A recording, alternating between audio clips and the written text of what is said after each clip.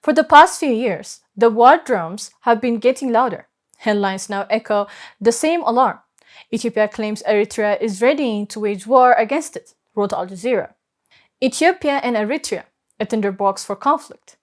DW shorthand for what many analysts now see. While NTRT Africa writes, Eritrea denies preparing for war with Ethiopia as tensions rise. But this moment isn't new. For more than half a century, the border between Ethiopia and Eritrea has been false line, shaped by colonial lines, shifting ideologies, and one unchanging man, Isaias Afewerki. If a new war is coming, its roots lie not in tomorrow, but in yesterday.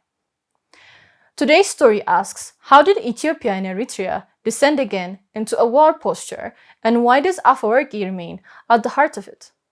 We'll trace the path of history, explore how Ethiopia's own internal fractures feed this antagonism, and show why, this time, it's not an ordinary state rivalry. It's a clash of identity and power in the Horn of Africa. The highlands of Eritrea were once part of the ancient Axumite realm, a kingdom that ruled Red Sea trade and linked the people of today's Ethiopia and Eritrea under one culture, one language, and one faith. For thousands of years, they were one. After Aksum's decline around the 10th century, the region fragmented. The highlands fell under successive Ethiopian kingdoms, while the Red Sea coast came under shifting Islamic and Arab influences from Beja and Afar traders to Ottoman-backed governors controlling ports like Massawa.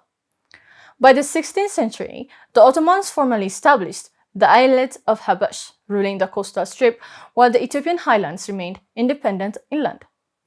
Then came the colonial era. In 1869, Italy purchased the port of Assab and soon declared Eritrea a former colony in 1890, carving administrative boundaries out of Abyssinia. At Adwa, in 1896, Ethiopian forces repelled Italian expansion further south, but the colonial boundary had been set. Italy cemented Eritrea's separate identity, distinction administration, infrastructure, legal systems. Over 5 decades of colonial rule nurtured a sense of otherness, shaping how Eritreans would see themselves and how they would view Ethiopian unity, not as return, but as subjugation. Then comes Isaias Afewerki.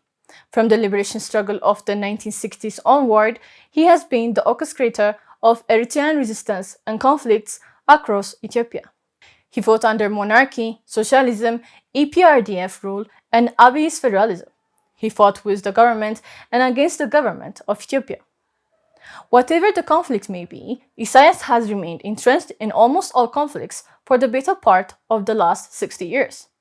He's done so through alliances and conflicts, funding insurgents, stoking ethnic tensions, and flexing Eritrea's strategic posture whenever Ethiopia threatened central control.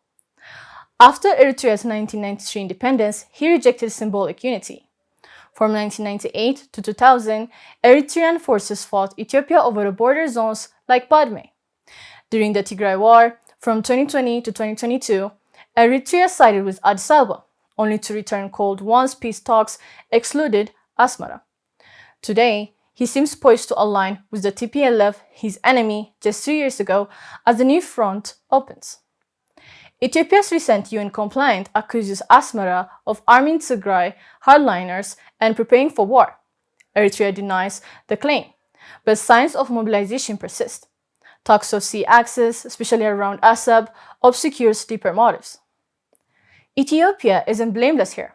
Since 1991, power has been concentrated under Liberation Front that didn't change its name, even as it ruled the nation with an iron fist for 30 years. It governed via ethnic alliances more than statecraft. Post-TPLF, the federal center is reeling from this damage, and regional insurrections continue to burn on. The coming conflict is not a surprise. It's the return of a story that never ended. But the truth is simple. This war is unnecessary. Ethiopians and Eritreans share history, faith, and family. It's politics, not people, that drives them apart. Isaias Afewerki embodies a colonial legacy that never ended. A man molded by division, sustained by conflict, and unable to imagine peace with Ethiopia. When war comes, the real victim will be the people. Same rivers, same land, same neighborhood. It won't be the states fighting. It will be people betrayed by history and leadership.